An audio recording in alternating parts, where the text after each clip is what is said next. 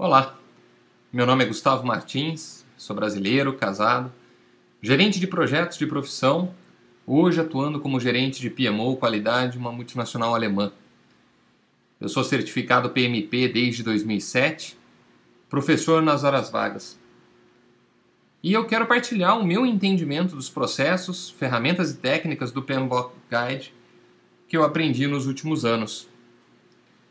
Para fazer isso de forma efetiva, eu gostaria de combinar algumas ground rules, algumas regras de convivência. Gostaria que vocês entendessem que eu faço isso porque eu gosto. Então, sejam comedidos nas críticas infundadas. Mas, por favor, sejam duros naquilo que eu puder fazer melhor. Se tiver errado, me corrija. Saiba que só estes vídeos não vão fazer você passar na prova. Eu posso apenas mostrar um caminho. O esforço e a recompensa é toda sua. Os vídeos não substituem a leitura do guia PMBOK ou de qualquer outro material de referência. Para apresentar o meu entendimento, eu vou usar um método chamado Mind Map. Eu gosto porque ele é visual, leve e bastante diferente do estilo de ensino que a gente encontra nos treinamentos de hoje em dia. Até por ser um método visual, leve, eu não tenho uma preocupação rigorosa com as formalidades da escrita e da fala. Eu já sei de antemão que eu vou cometer erros. Vocês vão ouvir alguns alongamentos verbais do tipo mas por favor, não deixem isso atrapalhar o conteúdo que está por trás de tudo isso. Por fim, lembrem-se que eu não sou o dono da verdade. Se ao ler ou ouvir alguma coisa você achar que está errado, corra atrás, veja o certo, siga a sua intuição.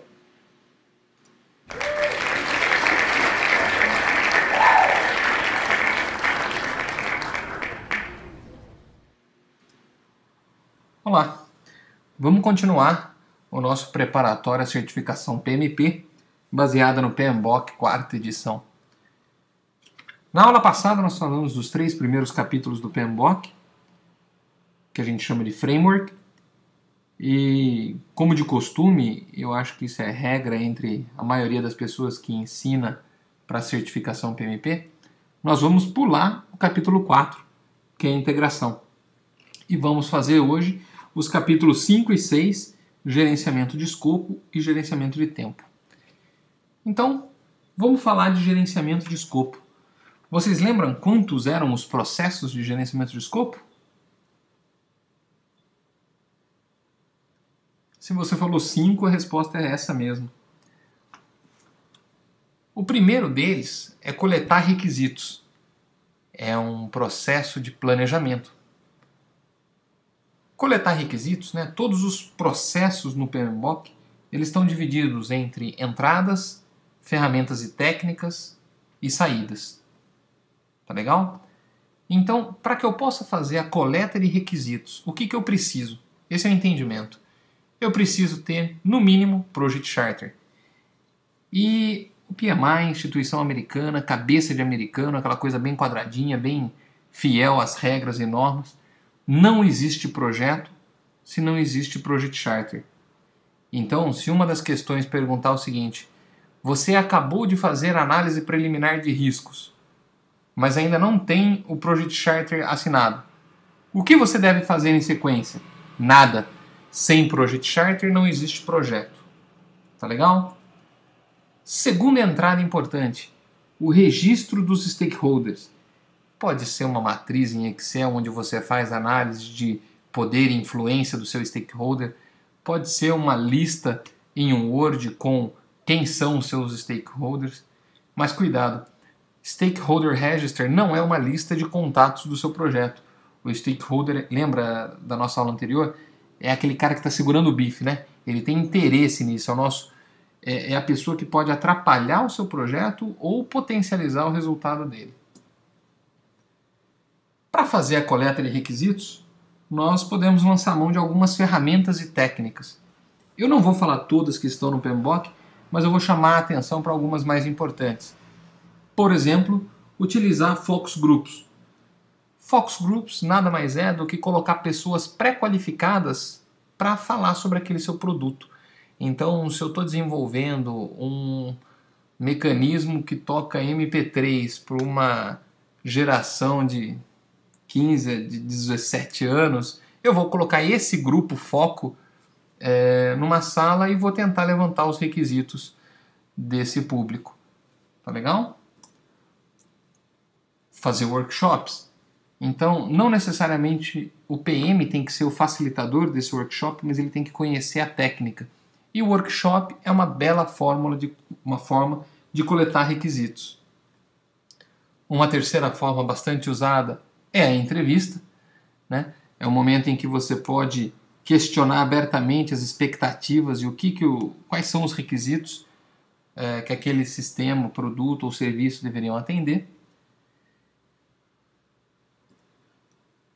Os questionários mais formais, uma lista de perguntas em sim, não, escala de 1 a 5. Antes dos questionários, tem uma coisa que eu não coloquei aqui, mas é bastante importante, que são as técnicas de criatividade em grupo. E essa técnica envolve várias outras, como o brainstorming, ou toró de par-pits, acho que todo mundo já usou ou já participou de algum momento em que foi feito o brainstorming.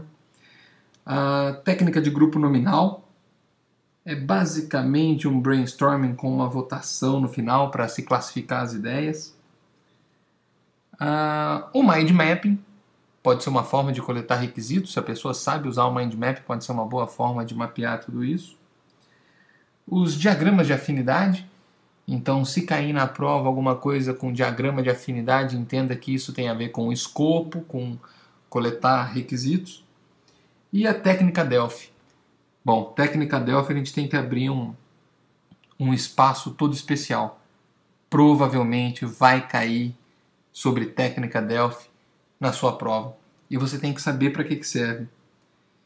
Então, a técnica Delphi nada mais é do que um grupo de experts respondendo a questionários e dando feedback sobre essas respostas no que tange aí a análise de requisitos. Tá legal? Essas respostas são cruzadas por quem está gerenciando o assunto, mas elas não são divulgadas aos outros participantes.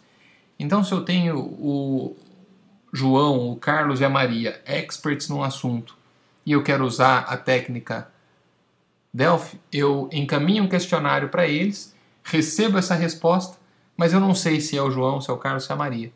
Tá legal? É uma técnica extremamente interessante, cara, mas interessante. Ela pode ser usada mais lá na frente também para riscos, mas a gente vai falar disso depois. Além disso, uma das formas de coletar requisito pode ser desenvolver um protótipo.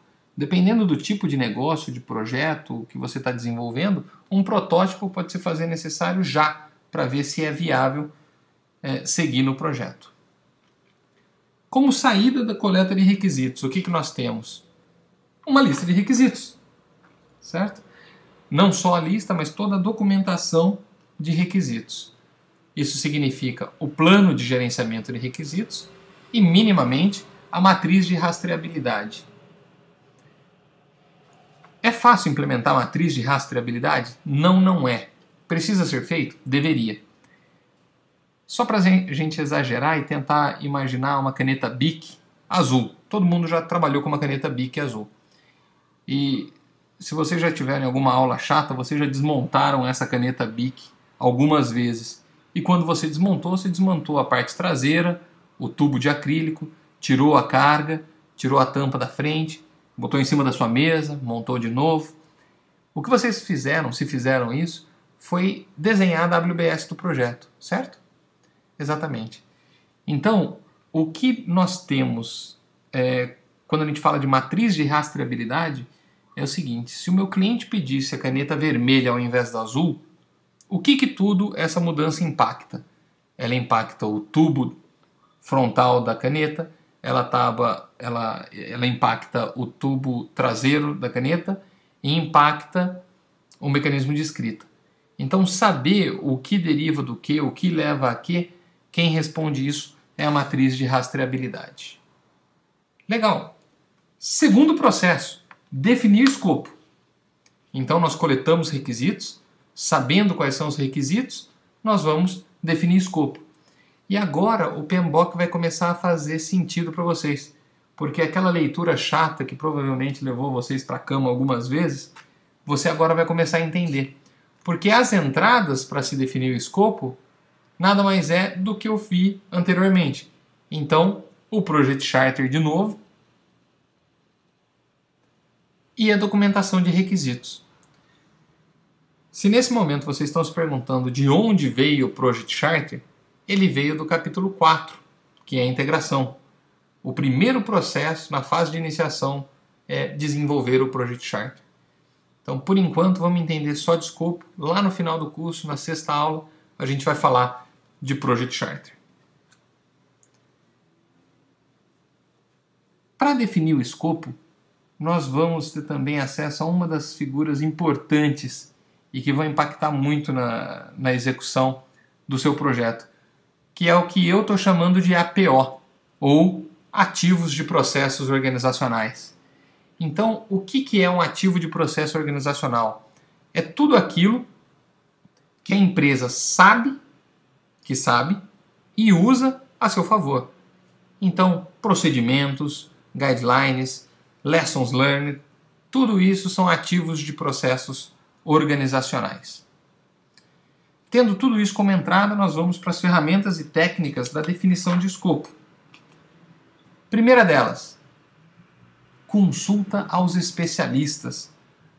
No PMBOK está como Expert Judgment, mas não precisa ser um PhD para ser um expert, não. Às vezes o seu Zé, pedreiro, ele tem toda a experiência para te dar uma cotação fantástica, melhor do que um engenheiro recém-formado.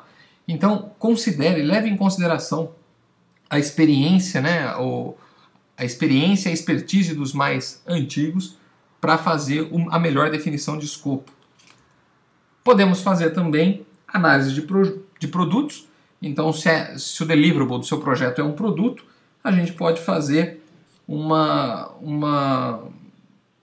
análise detalhada do que ele deve entregar. Então, mais ou menos como se fosse uma engenharia reversa. Ok?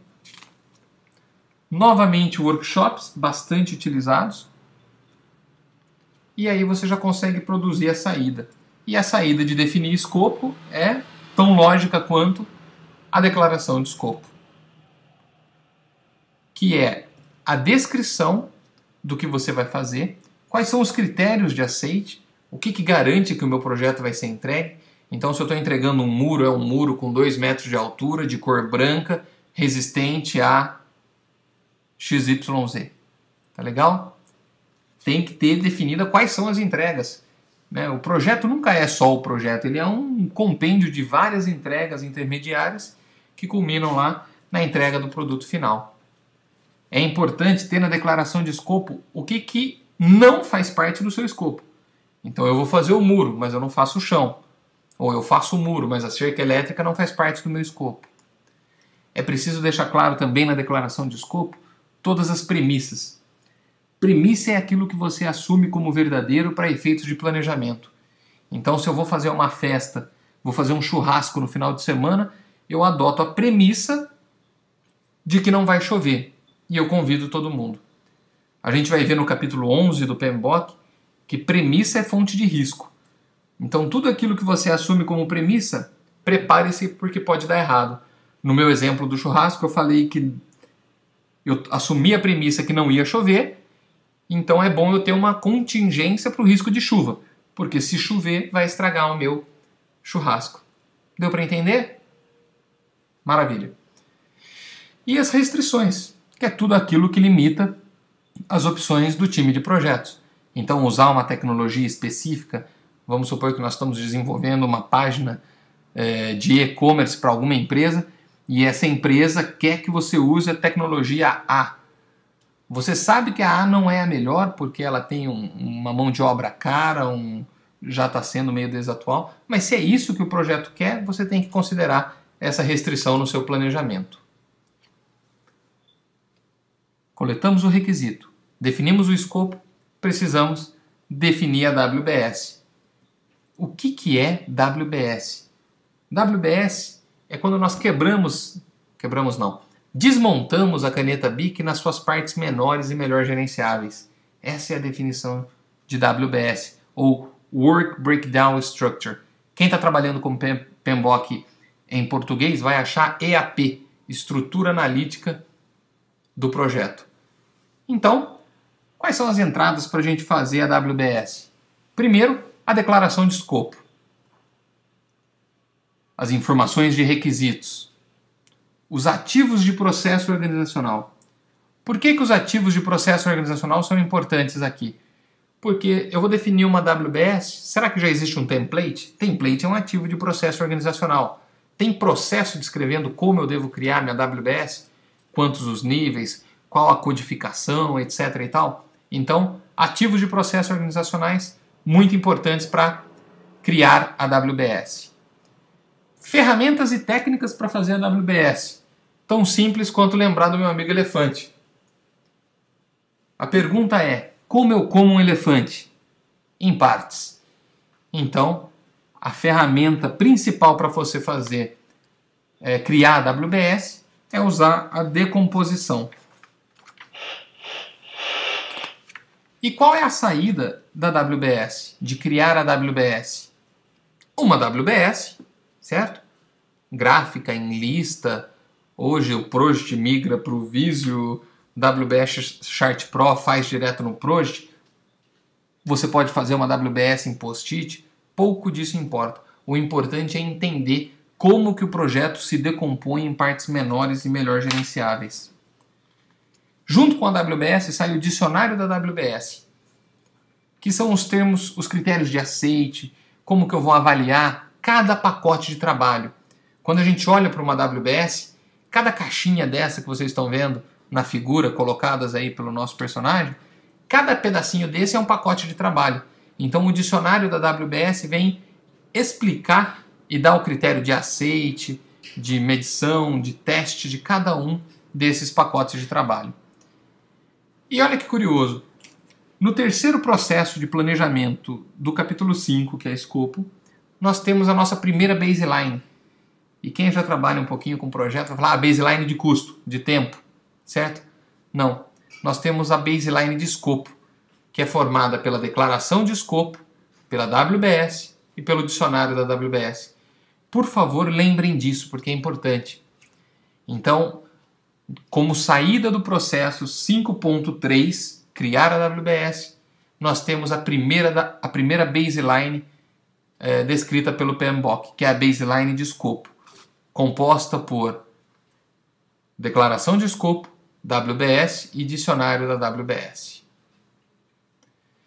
Fechamos uma primeira parte de gerenciamento de escopo, que são os 3 processos de planejamento. Agora nós vamos para outros 2 processos que estão faltando, que geram alguma confusão, que é o verificar e controlar escopo. Os 2 são de monitoramento e controle, e verificar escopo tem como entradas o plano PAI. Lembra, plano PAI para mim é aquele plano de gerenciamento de projetos. É o plano que congrega todos os outros planos de gerenciamento existentes no projeto. Ele também é desenvolvido lá nos processos de integração, então nós vamos ver na última aula. Para verificar o escopo, eu preciso ter os meus requisitos. Eu preciso medir os requisitos contra alguma coisa. Eu preciso das entregas validadas. E aqui é que a confusão começa a se estabelecer. Porque se você for ler o PMBOK como um romance, página 1, página 2, 3, 4, 5, ele vai te dar muito sono e você não vai entender. Porque olha em qual processo as entregas são validadas. No processo 8.3. Não sei se vocês já decoraram. Capítulo 8, qualidade. Capítulo 3, processo 8.3, qualidade. Elaborar plano da qualidade, fazer a garantia da qualidade, realizar o controle da qualidade. Então, 8.3, controle da qualidade. A gente vai falar disso quando chegar em qualidade. Para fazer a verificação do escopo, nós podemos lançar mão de uma única ferramenta e técnica possível. Inspeção. Tem que tirar a bunda da cadeira e ir lá e verificar se aquilo que foi entregue está conforme o que foi planejado. Tão simples quanto tudo isso. Como saída das entregas validadas, nós temos entregas aceitas e solicitações de mudança. Porque se eu pedir A e você está me entregando B, eu como cliente vou falar, não quero B, faça o A.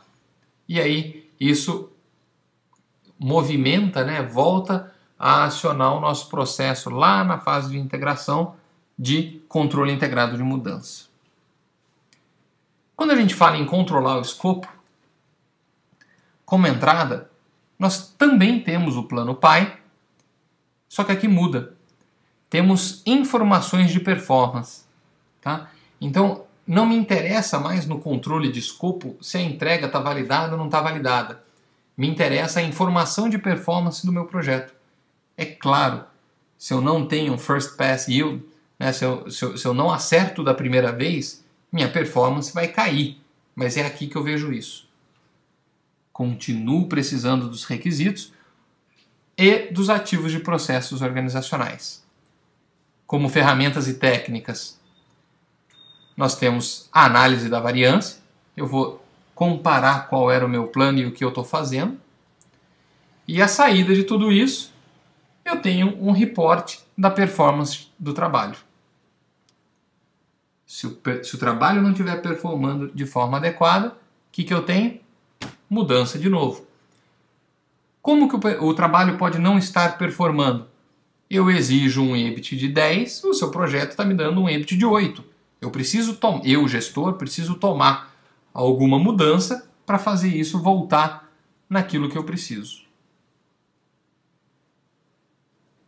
Antes da gente fazer o wrap-up do capítulo de escopo, vamos reforçar algumas definições importantes em relação a escopo. Nós temos escopo do projeto, olha o casal de gordinhos correndo, né? E eu tenho o escopo do produto. O que difere o escopo do projeto para o escopo do produto? O escopo do projeto, ele delimita o esforço necessário para que eu atinja o escopo do produto. Tá? Então, os requisitos técnicos, as características técnicas estão sempre no meu escopo do produto, enquanto o trabalho necessário para eu conseguir o que está no escopo do produto é definido pelo escopo do projeto. Entendam isso e a prova vai ser um sucesso. Algumas dicas importantes. Primeiro, verificar escopo tem a ver com aceite de cliente. Decorem isso. Tem a ver com entregas. Já controlar escopo tem a ver com o escopo do trabalho, com o que você, gerente de projeto, está controlando em relação ao produto ou ao projeto. Então você é responsável por controlar esses dois escopos. Saiba que no controle de projeto, controle de escopo, provavelmente vai existir muita mudança. Premissas é aquilo que você assume como verdade. E restrições, aquilo que impõe limites ao seu planejamento. Algumas boas práticas em relação à WBS. WBS sempre representa uma hierarquia. Demonstra relacionamento. WBS tem que ter controle de contas. 1.1, 1.1.1. Porque vocês vão ver nas aulas de custo, cronograma, que a gente pode sumarizar isso por nível da WBS. Então o controle de contas é muito importante na WBS. E não existe WBS se não existir pacote de trabalho. Certo? Maravilha! Esse é o nosso overview de escopo. Dando continuidade à segunda aula, então, vamos falar de gerenciamento do tempo. Olha o nosso amigo PM correndo atrás do tempo. Infelizmente, uma cena bastante comum nos projetos que a gente vivencia, não é? Então é o seguinte, gerenciamento de tempo é uma das maiores áreas de conhecimento, também com 6 processos, 5 deles em planejamento, 1 em controle e monitoramento. Os 6 processos estão distribuídos assim. Primeiro, definir atividades. Definir atividades é um processo de planejamento, né? Grupo de processos de planejamento, e tem como input o baseline de escopo. Nós vimos isso agora há pouco, vocês lembram o que era o baseline de escopo? Declaração de escopo, a WBS e o dicionário da WBS. Perfeito. Além disso, os FAI, já falamos dos FAIs aqui, nós já falamos dos APO, né, que eram os ativos de processo organizacional. FAI são os fatores ambientais da empresa. Então, cada empresa tem o seu ambiente, né, seja ele interno, externo, vinculação com matriz, concorrente, marcos regulatórios. Cada empresa tem seu ambiente. E os fatores ambientais da empresa influenciam muito o resultado e a forma como a empresa vai trabalhar. Bom, para listar e definir atividades, você tem que levar em consideração os ativos de processos organizacionais e os fatores ambientais da empresa. Além do baseline de escopo, precisa saber o que vai ser feito e agora você vai desenvolver essas atividades para atingir aquilo que você falou que precisa ser feito. Como ferramentas e técnicas, olha o nosso amigo elefante de novo. Todo mundo lembra qual que era a técnica associada ao elefante? É só lembrar como é que a gente come um elefante, né? Decompondo. Uma segunda ferramenta ou técnica que a gente pode usar é a larga utilização de templates. Não preciso redescobrir a roda, certo? Empresas têm processos muito bem estabelecidos de como explodir pacotes de trabalho em atividades. Mas você sempre pode contar com a ajuda dos experts e lembrar que projeto é feito por planejamento de ondas sucessivas. Então, o nível de informação e detalhe que você tem hoje é menor do que o que você vai ter amanhã, menor do que você vai ter no dia seguinte, né? Então você não precisa ter tudo pronto no primeiro momento. Você pode ir fazendo isso por ondas sucessivas. Como saída do processo listar atividades, uma lista de atividades simples, atributos dessas atividades e, derivando dessas duas, uma lista de milestones, né? Então entendam que um pacote de trabalho pode ter N atividades que terminam em um milestone. Maravilha! Então, quebrando a nossa WBS, você já tem a lista de atividades. Só que essa lista de atividades, para um PM, ela ainda é um pouco sem sentido. São coisas que precisam ser feitas. Não dá para saber ainda o momento em que a gente deve fazer isso. E é por isso que o segundo processo de gerenciamento do tempo é bastante importante. Primeiro você lista, depois você sequencia, né? Então, sequenciar as atividades, cujas entradas são basicamente aquelas da saída, né? Anterior. A lista de atividades, os atributos das atividades, a lista de milestones, a declaração do escopo lá do processo, qual? 5.2, certo? Declaração do escopo vem do 5.2. Mais os ativos de processos organizacionais. Com tudo isso, você pode lançar mão de algumas ferramentas e técnicas. E a primeira delas é o Precedence Diagramming Method, ou PDM, ou ainda AON, Activity on Node.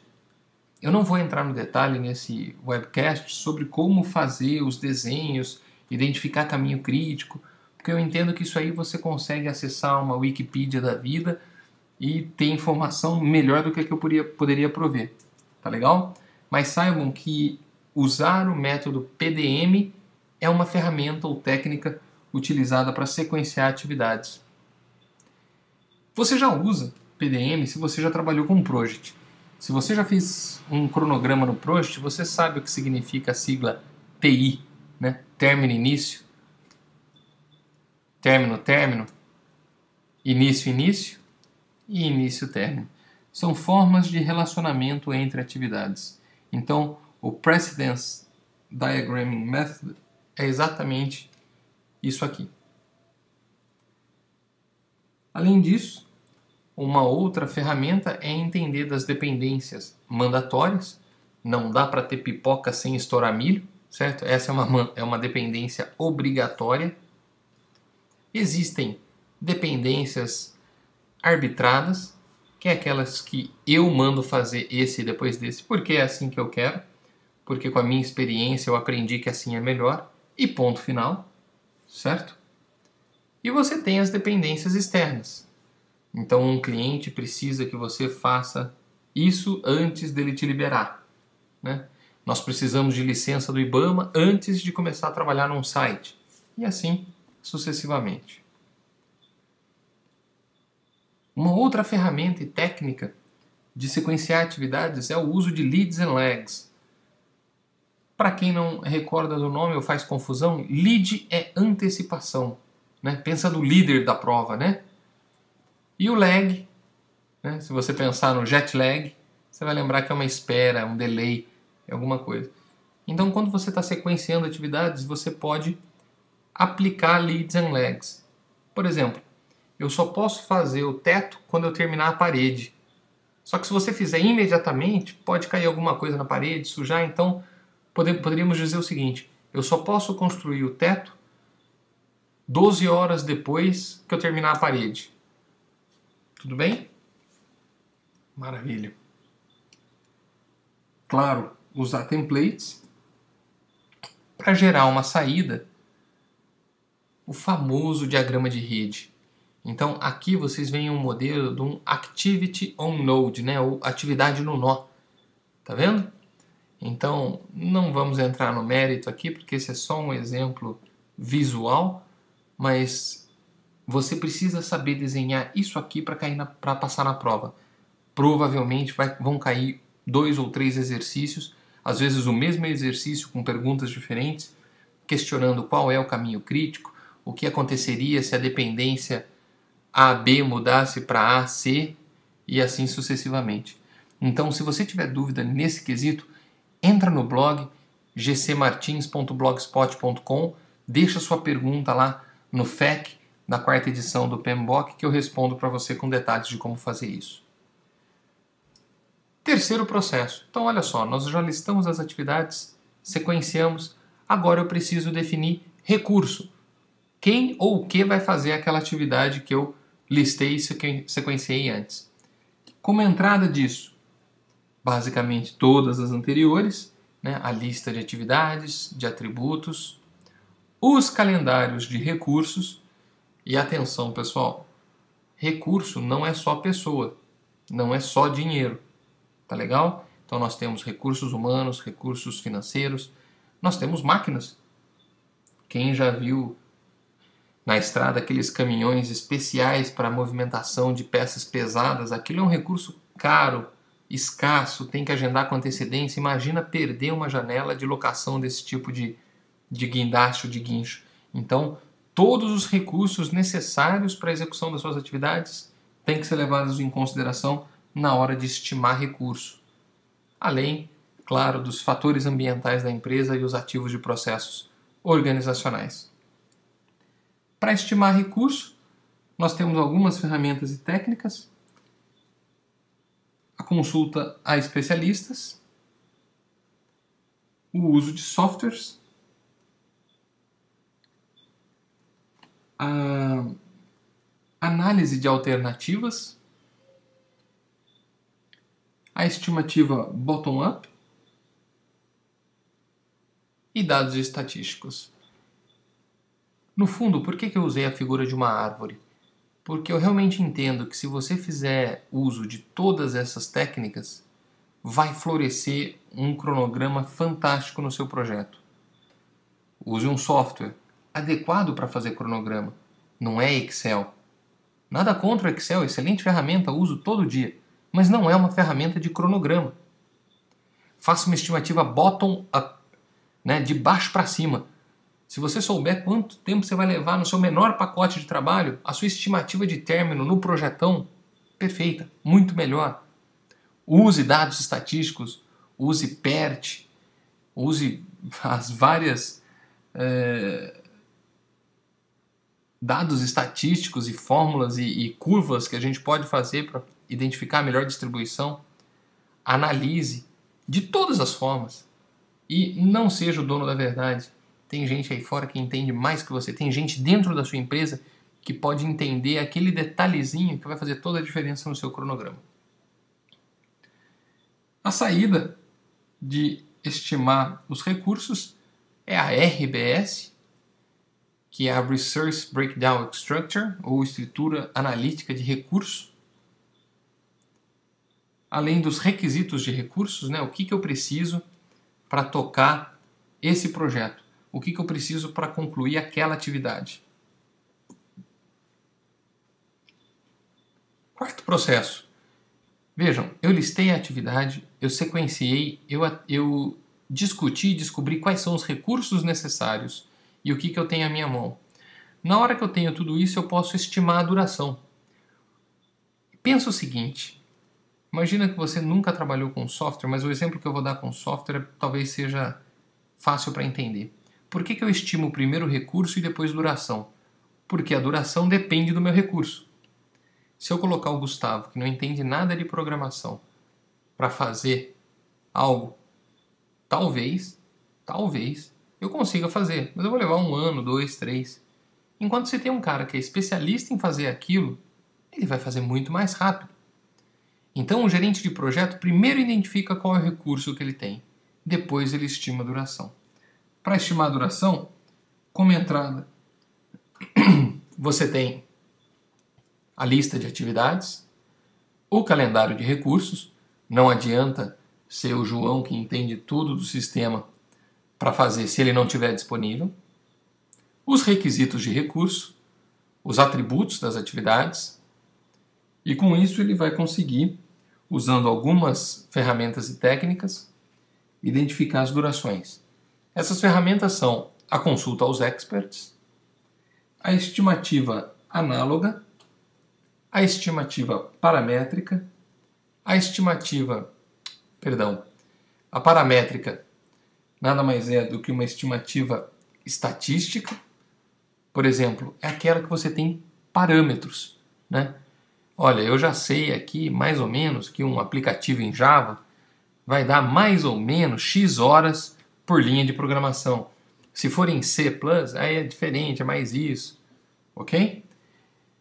Eu sei que eu vou levar mais ou menos X horas por metro de construção.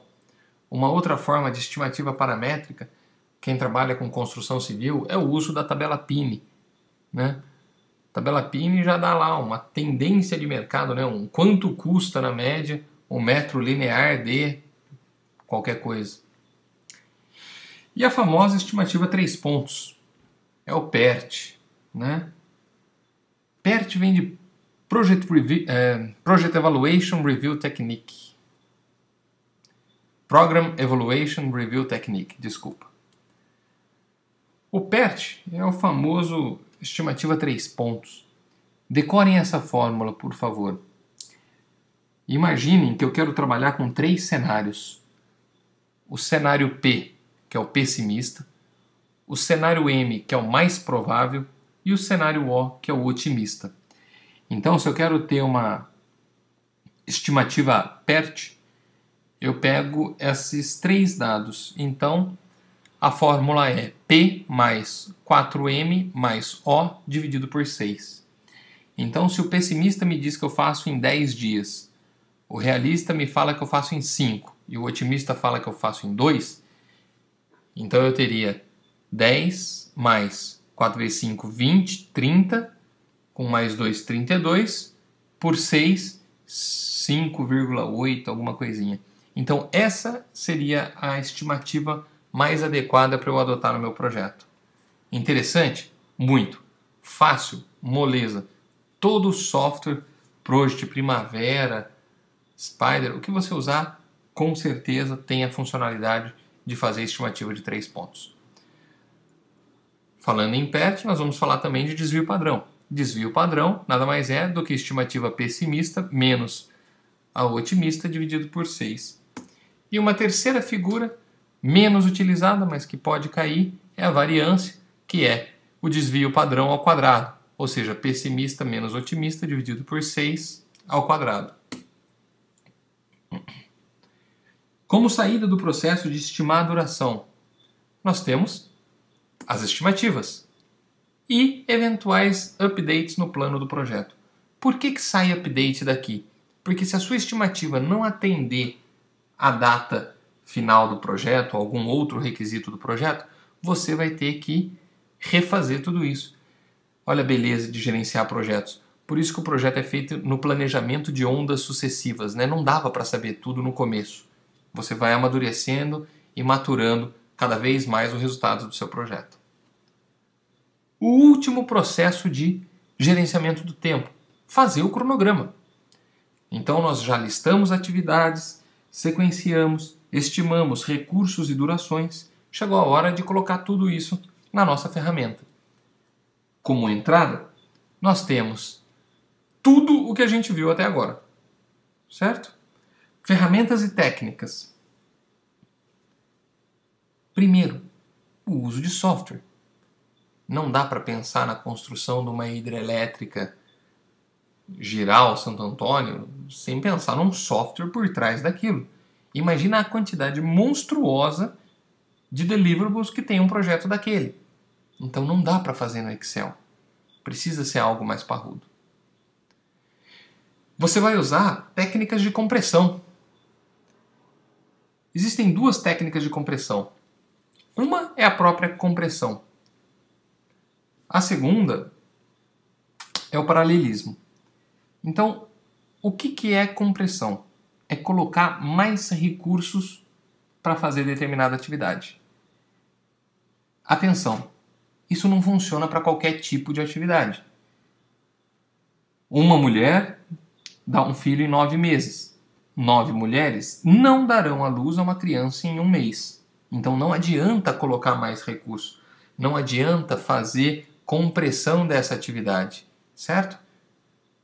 E outra coisa, por mais que você tente comprimir uma atividade, né, fazer a compressão, ou o que a gente chama de fast tracking, cuidado. Quando você faz isso, você aumenta o risco daquela atividade. Nós vamos ver em comunicação uma coisa chamada canais de comunicação. Se você coloca mais pessoas para fazer uma mesma atividade, corre-se o risco de piorar a qualidade. A segunda forma é o paralelismo, ou seja, colocar atividades em paralelo, quebrar algumas dependências discretas que talvez você tenha feito no seu planejamento para conseguir recuperar o tempo. Muito importante, tanto no gerenciamento de riscos quanto de tempo, a análise what if, né? E se eu perder tal data? E se eu conseguir uma redução de 10% no prazo disso? E se? Façam bastante o uso dessa análise what if. Façam o nivelamento de recursos. Com o passar do tempo, talvez o João fique muito atribulado com as coisas que ele tem que fazer, enquanto a Maria está tranquila no deliverable dela. Fazendo o nivelamento de recursos, você vai distribuir a carga e tirar uma preocupação, um eventual ponto de estresse de um funcionário. Atenção! Corrente crítica é diferente de caminho crítico. Caminho crítico é o mais comum, eu acho que é o que mais vai cair na prova para vocês, que nada mais é do que a duração mais longa do projeto, enquanto corrente crítica é uma filosofia de scheduling que leva em consideração o recurso e não a data. A gente vai falar disso um pouquinho mais para frente. Bem en passant, mas vamos falar.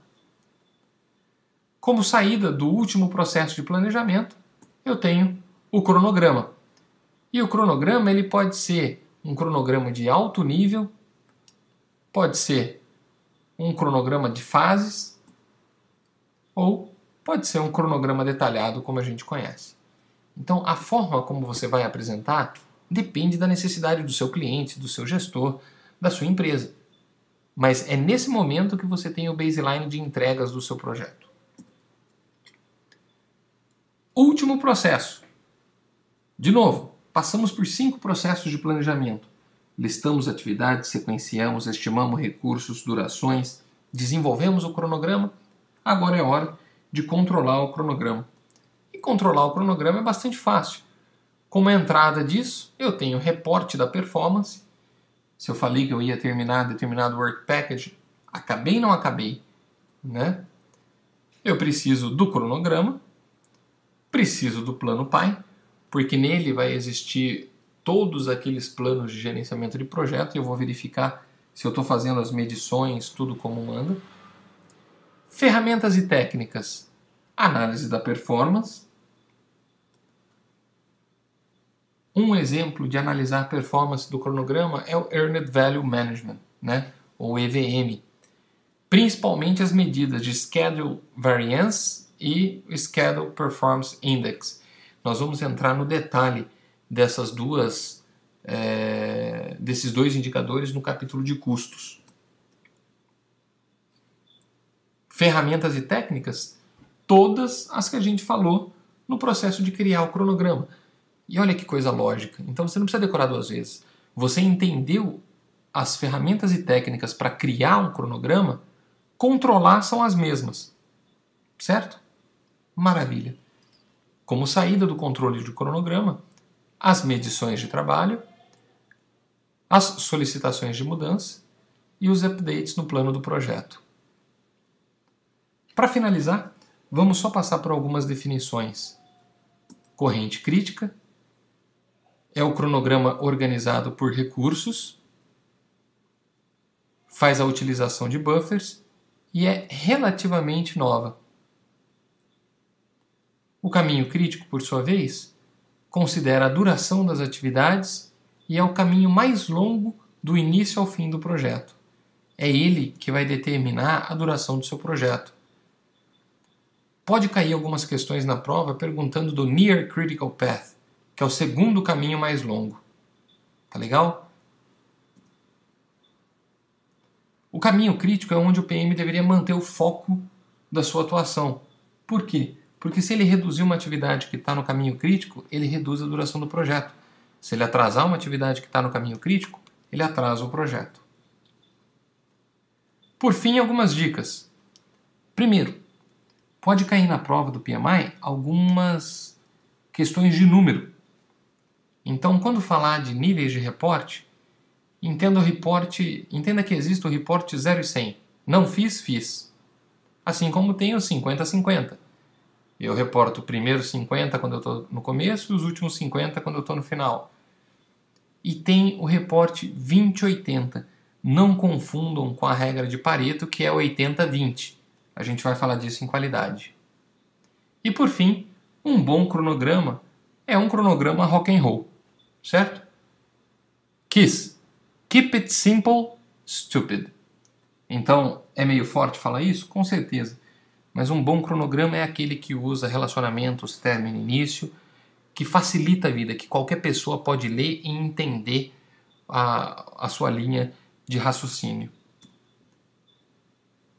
Maravilha! E assim nós encerramos a segunda aula de hoje. Um abraço, até a semana que vem. E não esqueça de deixar seus comentários aqui no vídeo ou lá no site www.gcmartins.blogspot.com. Até mais!